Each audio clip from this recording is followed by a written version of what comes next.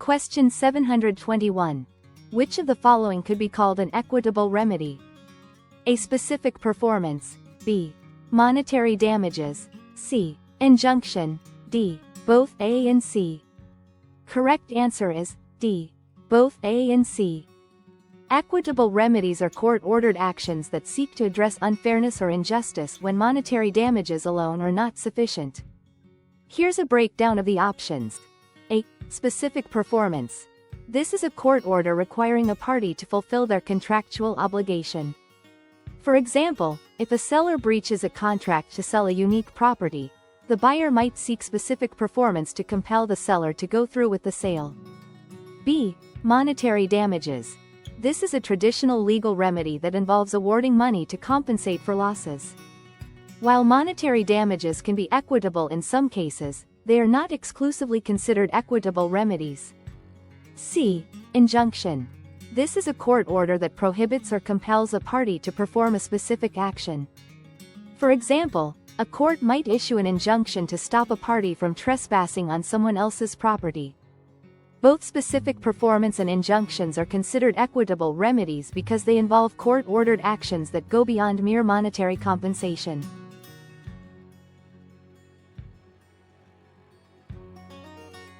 Question 722. Prospective buyers should be able to assume that whatever is attached to the property that is essential to its use will be included when property possession is conveyed. A. Appurtenant. B. Landmarks. C. Fixtures. D. None of the above. Correct answer is C. Fixtures. Appurtenant refers to something that goes along with or belongs to something else. While appurtenances can be fixtures, not all appurtenances are fixtures. Landmarks are notable or prominent features of a place, but they are not necessarily attached to the property and therefore not considered fixtures.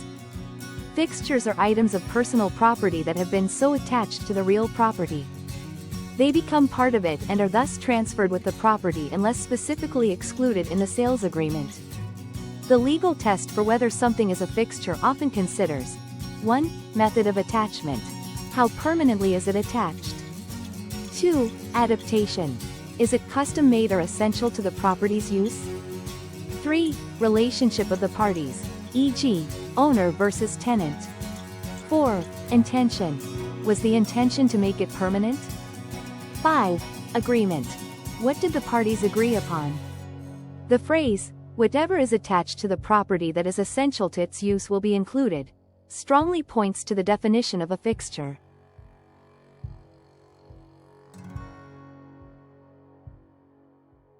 Question 723. California charges a tax on the sale of business opportunities which include equipment and fixtures. The tax is called an A. Sales tax. B. Excise tax. C. Business tax. D. Commercial income tax. Correct answer is B. Excise tax. Sales tax is commonly applied to retail transactions. It doesn't specifically target the sale of business opportunities. Business tax is a general term that can refer to various types of taxes imposed on businesses, but it doesn't specifically address the sale of business opportunities. Commercial income tax is a tax on the profits generated by commercial businesses, not on the sale of business opportunities. An excise tax is a tax imposed on specific goods or services, often luxury items or activities. In California, there is indeed an excise tax on the sale of business opportunities, including equipment and fixtures. This tax is typically collected by the seller and remitted to the state government.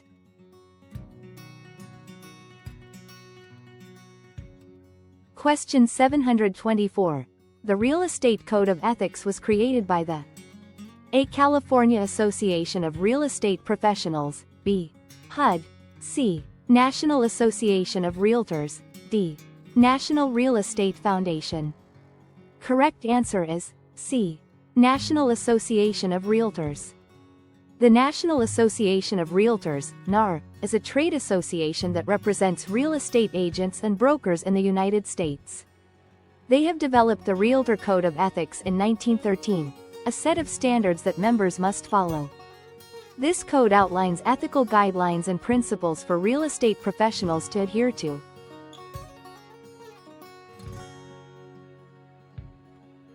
Question 725. A written summary of the chain of title for a parcel of real property taken from public records is called an A. Abridged chain of title. B. Abstract of title. C. Title update. D. Link of title. Correct answer is B. Abstract of title. Abridged chain of title isn't the specific legal term. A title update or bring down is a recheck of the title records, usually done just before closing to ensure no new documents have been recorded since the initial title search. It's not a summary of the entire chain. Link of title is too general term. The chain of title refers to the entire unbroken sequence of conveyances, and an abstract summarizes that chain. An abstract of title is a condensed history of all instruments, like deeds, mortgages, liens, wills, etc., affecting a particular parcel of land. It recorded in the public records, arranged in the order of recording, and showing the original grant from the government down to the present owner. It essentially summarizes the chain of title.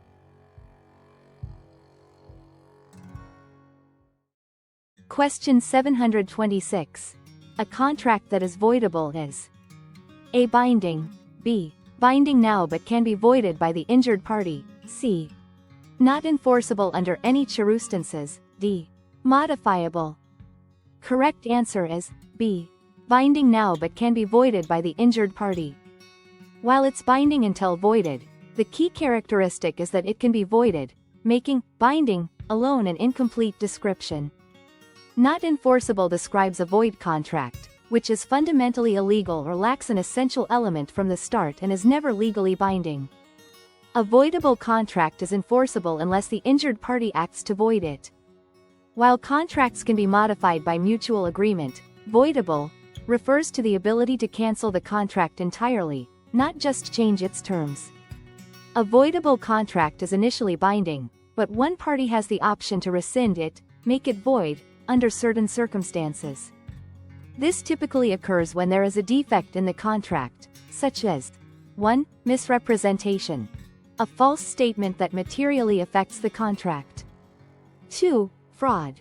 A deliberate misrepresentation intended to deceive. 3. Duress. Coercion or threats forcing someone into a contract. 4. Undue influence. Taking advantage of someone's weakness or vulnerability. Until the injured party chooses to void the contract, it remains enforceable. However, they have the option to rescind it and return to their original position.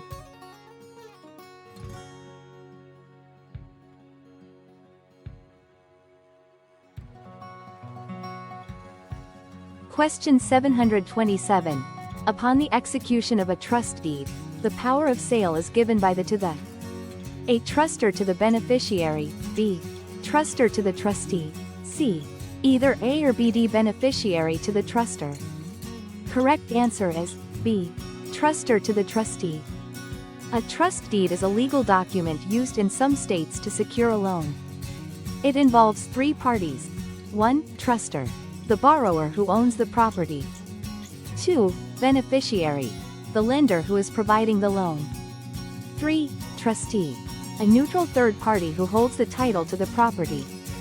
Upon the execution of a trust deed, the truster, borrower, conveys a limited legal title, in trust with power of sale, to the trustee. This power of sale allows the trustee to sell the property if the truster defaults on the loan, without needing to go through a judicial foreclosure process in court.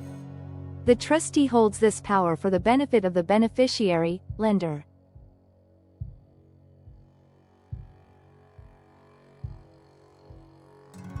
Question 728. Depth tables are a tool employed by A. Real estate brokers. B. County assessor. C. Appraisers. D. Well builders. Correct answer is C. Appraisers. Depth tables are a tool used by appraisers to estimate the value of land based on its depth. They show how the value of a lot changes as its depth increases.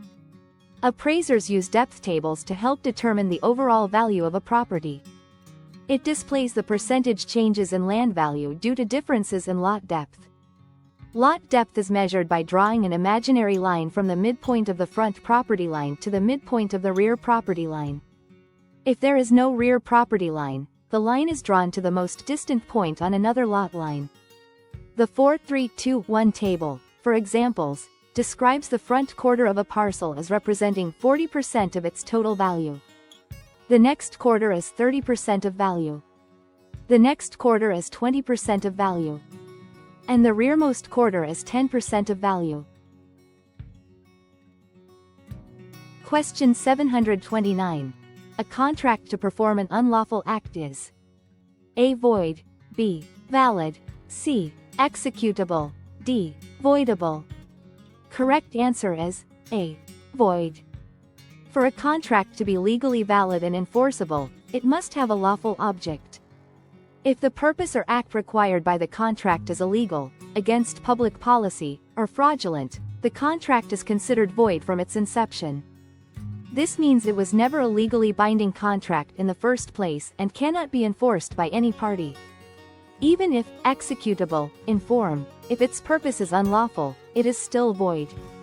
A voidable contract is one that is binding but can be legally cancelled by one of the parties, e.g., due to fraud, duress, or a party being a minor. A contract for an unlawful act is not merely voidable, it's inherently void. Question 730. A mortgage covering more than one parcel of property usually provides a clause allowing the release of a particular parcel on repayment of a specified part of the loan. This type of loan is called a blanket loan, B. Package loan, C. Open-end loan, D. Swing loan. Correct answer is A. Blanket loan.